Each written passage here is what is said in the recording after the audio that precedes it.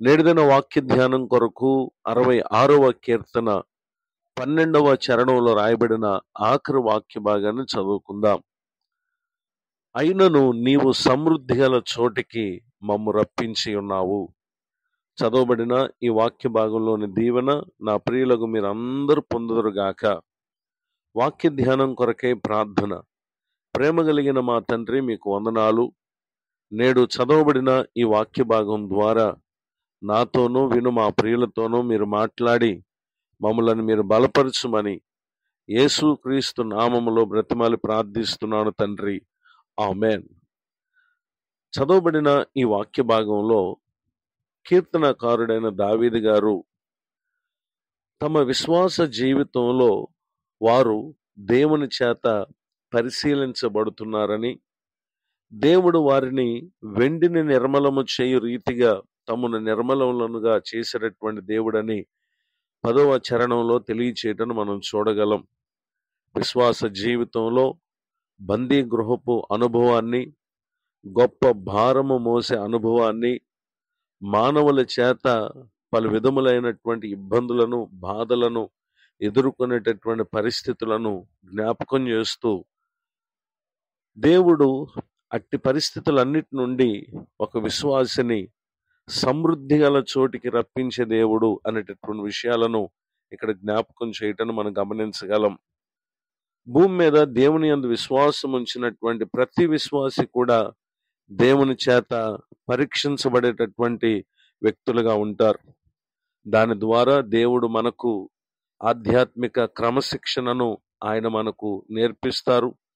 అంత మాత్రమే కాక మన ఆలోచనలో మన తలంపులను ఆయన శోధించి నిశ్చయముగా మనం దేవునిపై నమ్మకం ఉంచు వారినిగా కూడా ప్రభువారు చేస్తారు అనేటటువంటి విషయం తెలియజేయటాన్ని సంతోషిస్తున్నాను.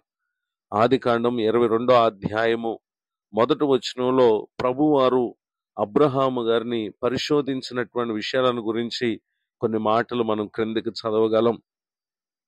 అబ్రహాము దేవుడు సెలవిచ్చిన మాట చొప్పున తనకు ఒక్కడై ఉన్నటువంటి కుమారుణ్ణి దేవునికి దహన బలి ఇవ్వటానికి అతడు సిద్ధపడ్డాడు.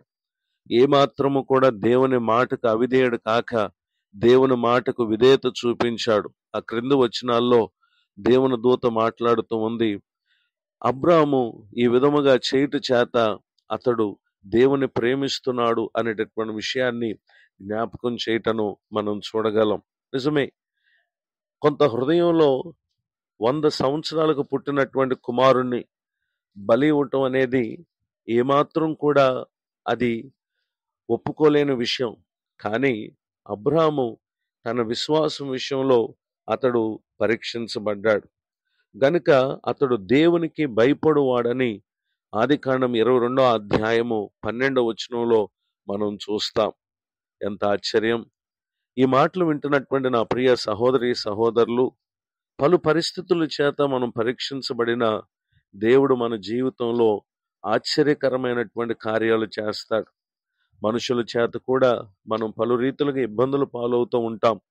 ఆదికాండము 50వ అధ్యాయము 20వ వచనంలో, మీరు నాకు కీడు చేయను ఉద్దేశించదు గాని నేటి దినమున జరుగుచున్నట్లు అనగా బహు ప్రజలను బ్రతికించున్నట్లుగా అది మేలుకే దేవుడు ఉద్దేశించనని ఇక్కడ యోసేపు గారు మాట్లాడుతున్నారు. నిజమే, యోసేపు గారు అన్నల చేత అతడు అమ్మబడ్డాడు, బానిసత్వాన్ని అనుభవించారు. ఏ నేరం చేయనప్పటికీ అతనిని ఒక పాపిగా ధృవీకరించి చెరసాల్లో వేసినటువంటి సందర్భాలు మనకు తెలుసు. అయితే వీటన్నిటిని అనుభవించిన తర్వాత దేవుడు ఐగుప్తు దేశానికి యోసేపును ఉన్నతమైనటువంటి స్థానంలో నిలబెట్టడం ఇది దేవుడు మేలుకే ఉద్దేశించాడు అనేటటువంటి విషయాన్ని తన సహోదరులతో యోసేపు చెప్పుటను ఇక్కడ మనం గమనించగలం. ఈ మాటలు వింటున్నటువంటి నా ప్రియ సహోదరి సహోదరులు, మన విశ్వాస జీవితంలో మనకు ఎదురయ్యేటటువంటి పలు పరిస్థితులను గూర్చి ఏమాత్రం కృంగిపోకండి, అధైర్యపడకండి. నిశ్చయముగా దేవుడు విశ్వాసులను పరీక్షించేది అది మన మేలు కొరకే గాని అది ఎంత మాత్రం కూడా మనకు నష్టాన్ని కలుగు చేయటం కొరకు కాదు అనేటటువంటి విషయాన్ని తెలియచేయటానికి సంతోషిస్తున్నాను. గనుకనే పేతురు రాసినటువంటి మొదటి పత్రిక 5వ అధ్యాయము 10వ వచనంలో రాయబడినటువంటి వాక్య భాగంలో, కొంచెము కాలము మీరు శ్రమపడిన పిమ్మట తానే మిమ్మలను పూర్ణులుగా చేసి స్థిరపరిచి బలపరచును అనేటటువంటి విషయాన్ని అక్కడ సంఘానికి పేతురు గారు తెలియజేయటను మనం గమనించగలం. నిజమే, మనం పూర్ణులు అవ్వాలన్నా, స్థిరపడాలన్నా, బలపరచబడాలన్నా విశ్వాస జీవితంలో మనం పరీక్షించబడతాం. ఈ మాటలు వింటున్నటువంటి నా ప్రియ సహోదరి సహోదరులు, పరీక్ష అనంతరం నిశ్చయముగా ఆయన మనను సమృద్ధి గల చోటుకి తీసుకుని వెళ్తాడు. ఈ మాటలు యందు విశ్వాసము కలిగిన వారై నేడు మీరు అనుభవించే ప్రతి శ్రమను, నిందను, అవమానాన్ని ఏమాత్రము తృణీకరించక వాటన్నిటిలో నుండి మెప్పును, మహిమను, ఘనతను అనుగ్రహించబోతున్నటువంటి దేవుని వైపునకు చూస్తూ ఈ పరిస్థితులన్నిటిలో ప్రభువును బట్టి ఆనందించుచు ధైర్యం గలవారై ఉండగలరని కోరుతూ ఈ మాటలు ముగిస్తున్నాను. ప్రార్థన.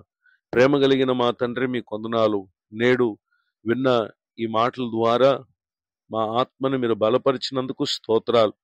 విశ్వాసమునకు కలుగుతూ ఉన్న పలు పరీక్షల్లో ఏమాత్రం మేము కృంగిపోకున్నట్లు నేటి వాక్యం ద్వారా మమ్మలను బలపరిచినందుకు వందనాలు. దైవ సేవకులను, వారి కుటుంబాన్ని, సేవా పరిచయం దీవించండి. మరి యొక్క నూతన సంవత్సరమును దయాకిరీటముగా నేడు పొందిన మా ప్రియులను ఆశీర్వదించండి. ప్రతి ఒక్కరిని మీరు కరుణించి మేలు కలుగు చేయమని యేసుక్రీస్తు నామములో ప్రార్థిస్తున్నాను తండ్రి. ఆమెన్. తండ్రి, కుమార, పరిశుద్ధాత్మ దేవుడు తోడు నడిపించును గాక. ఆమెన్. నేడు విన్న ఈ మాటలు మీకు ఆశీర్వాదకరంగా ఉంటే మీరు పొందు మేలు మాతో పంచుకునండి. ఈ సందేశాలను ఇతరులకు కూడా షేర్ చేసి మీరు కూడా ఈ పరిచయలో పాలువారు కాగలరని కోరుతూ ఉన్నాం. మీ ప్రార్థన అవసరాలు తెలియపరచుటకు నా cell number 9959141897. God bless you. Have a blessed day. ఇట్లా మీ సహోదరుడు పాస్టర్ విలియం బూత్.